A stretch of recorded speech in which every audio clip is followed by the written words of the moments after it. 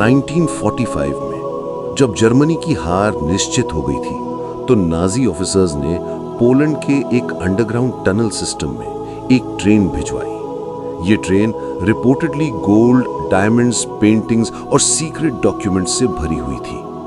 Local लोगों ने देखा था कि एक आर्मर्ड ट्रेन रोजलॉव, जो उस वक्त ब्रिस्लाव कहलाता था, से निकली और सुडेटन माउंटेन्स की तरफ गई। उसके बाद वो ट्रेन गायब हो गई। लोगों का मानना है कि ये ट्रेन वॉलब्रिज, पोलैंड के पास एक हिडन टनल में छुपाई गई थी। इसे नाजी गोल्ड ट्रेन या वॉलब्रिज गोल्ड ट्रेन भी कहा जाता है। आज तक उस ट्रेन का कोई प्रूफ ऑफिशियली नहीं मिला, लेकिन 2015 में 2 ट्रेजर हंटर्स ने क्लेम किया था कि उन्होंने ग्राउंड पेनिट्रेटिंग रेडार से उसका ट्रेस पाया है।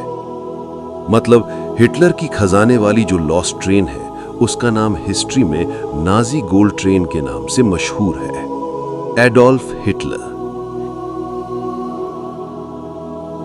एक नाम जो दुनिया की हिस्ट्री का सबसे डार्क चैप्टर लिखता है। एक ऐसा आदमी जिसका सपना था 1 करोड़ों का साम्राज्य बनाने का, पर जिसका अंजाम सिर्फ खून, जुल्म और तबाही था। आज हम बात करेंगे हिटलर के साम्राज्य की, उसकी शुरुआत से लेकर उसके खत्म होने तक। हिटलर का जन्म 1889 में ऑस्ट्रिया में हुआ। एक मिडिल क्लास फैमिली, पर जिंदगी में स्ट्रगल्स बहुत थे। हिटलर को छोटी सी उम्र में आर्टिस्ट बनना था, पेंटिंग्स और स्केचेस बनाता था, लेकिन आर्ट स्कूल ने उसे बार बार रिजेक्ट कर दिया। रिजेक्शन के बाद उसकी जिंदगी अंधेरों में डूब गई। गरीबी, तन्हाई और गुस्सा, ये सब उसके अंदर भर गया। जब फर्स्ट वर्ल्ड वॉर शुरू हुआ, हिटलर जर्मन आर्मी ज्वाइन कर लेता है। वॉर के बैटलफील्ड में लोगों ने उसकी जिंदगी का असली रंग देखा, लाशों का ढेर, बारूद का धुआं और सिर्फ मौत। यहीं से उसके अंदर एक जुनून जागता है, जर्मनी को सबसे पावरफुल बनाने का। 1919 के बाद जर्मनी हार चुका था और पूरी कंट्री गरीबी और बेइज्जती में डूब रही थी। इसी बेइज्जती को हिटलर ने अपना वेपन बनाया। बियर हॉल्स में छोटे छोटे स्पीचेस शुरू किए। धीरे धीरे लोग उसके साथ जुड़ने लगे। हिटलर की आवाज, उसका कॉन्फिडेंस और उसका विजन, लोगों को लगता था यही उनका लीडर है। और धीरे धीरे उसने अपनी पार्टी बनाई, नाजी पार्टी। 1933 तक हिटलर जर्मनी का चांसलर बन गया और यहां से उसका सपना शुरू होता है, 1 करोड़ों का साम्राज्य जिसमें सिर्फ उसकी मर्जी चलेगी। हिटलर ने इकोनॉमी को ठीक किया, नए हाईवेज बनवाए, नई फैक्ट्रीज खोलवाए। लोगों को लगा शायद यही मसीहा है, लेकिन असली गेम हिटलर के मिलिट्री प्लान्स में था। जर्मनी ने नए टैंक्स बनाए, फाइटर प्लेन्स रेडी किए। हिटलर के सोल्जर्स एक डिसिप्लिन मशीन की तरह रेडी हो गए। 1939 हिटलर ने पोलैंड इन्वेड कर दिया और फिर एक के बाद एक कंट्री गिरती गई। फ्रांस, नॉर्वे, बेल्जियम, सब जर्मनी के कंट्रोल में आते गए।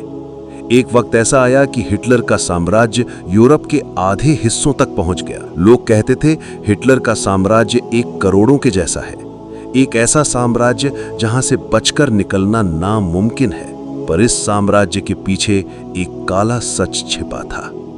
हिटलर सिर्फ एक डिक्टेटर नहीं, बल्कि एक ऐसा आदमी था जिसे अपनी सोच के अलावा कोई और जिंदगी कबूल नहीं थी। मिलियंस ऑफ जूस को उसने अपना दुश्मन डिक्लेयर कर दिया। ट्रेन्स में भर भर के लोगों को कैंप्स भेजा जाता है, कॉन्सेंट्रेशन कैंप्स, जहां भूख, ठंड और टॉर्चर ने लाखों जिंदगियां खत्म कर दी। गैस चेंबर्स में इनोसेंट लोगों को मारा गया। उनकी सांस, उनके आंसू सब हवा में खो गए। हिस्ट्री ने ऐसे जुल्म पहले कभी नहीं देखे थे। पर जैसा कहते हैं, जुल्म ज्यादा दिन नहीं टिकता। हिटलर ने एक बड़ी गलती की, रशिया इन्वेड करने की। ठंडी बर्फीली रातों में जर्मन सोल्जर्स मरने लगे। न खाना, न कपड़े, न गर्मी, एक के बाद एक सोल्जर्स गिरते गए। दूसरी तरफ अमेरिका भी वॉर में आ गया। एलाइड फोर्सेस ने जर्मनी के अगेंस्ट जबरदस्त मोर्चा खोल दिया और धीरे धीरे हिटलर का साम्राज्य टूटने लगा। 1944 नॉर्मंडी का डी डे। एलाइड सोल्जर्स समुद्र के रास्ते फ्रांस में घुस गए। जर्मन बंकर्स टूट गए, आर्मी बैकफुट पे आ गई। बर्लिन, जो एक वक्त में हिटलर का क्राउन था, अब सिर्फ एक जलता हुआ शहर था। गलियों में सिर्फ धुआं, लाशें और तबाही थी। सोवियत टैंक्स बर्लिन में घुस गए। हिटलर के आसपास के लोग उसे छोड़कर भाग गए। बंकर के अंदर हिटलर अकेला था। एक ऐसा आदमी जो करोड़ों के साम्राज्य का मालिक था, अब सिर्फ एक कमरे तक सिमट गया। 30 अप्रैल 1945। हिटलर अपने बंकर में बैठा था। बाहर सिर्फ धुआं, अंदर सिर्फ खामोशी। एक पिस्टल उसके पास रखा था और फिर एक गोली की आवाज। हिटलर खत्म हो गया। एक ऐसा आदमी जो दुनिया को जीतना चाहता था, अपनी ही जिंदगी से हार गया। हिटलर का करोड़ साम्राज्य बस कुछ सालों का था, लेकिन उसके जुल्म की यादें हमेशा के लिए हिस्ट्री में लिख दी गई। मिलियंस ऑफ इनोसेंट लोगों का खून उस जमीन में समाया जहां एक साम्राज्य खड़ा था। हिटलर की स्टोरी एक वार्निंग है कि जब एक इंसान का घमंड और नफरत समझ पे हावी हो जाता है तो दुनिया सिर्फ तबाही देखती है। और आखिर में दुनिया ने सीखा, power can build an empire but humanity alone can save it.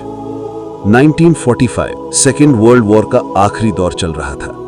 Hitler की सेना हर तरफ से टूट रही थी, लेकिन इसी टाइम पे नाजीज ने एक ऐसा राज छुपा दिया जो आज तक दुनिया के लिए एक पहेली बना हुआ है। यह है हिटलर का लॉस्ट ट्रेजर।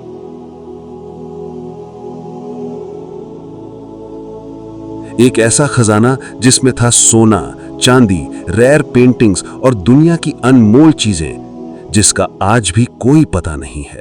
यूरोप की लूट। नाजीज ने यूरोप के हर कोने से लूट मचाई। फ्रांस के म्यूजियम्स, पोलैंड के बैंक्स, रशिया के पैलेसेस, सब जगह से सोना, ज्वेलरी और रेयर आर्टवर्क चुरा लिया। हिस्टोरियंस कहते हैं कि ये खजाना बिलियंस ऑफ डॉलर्स के बराबर था। और जब एलाइड फोर्सेस जर्मनी पर चढ़ाई कर रही थीं, तो हिटलर के लोग इस खजाने को लेकर गायब हो गए। The gold train mystery.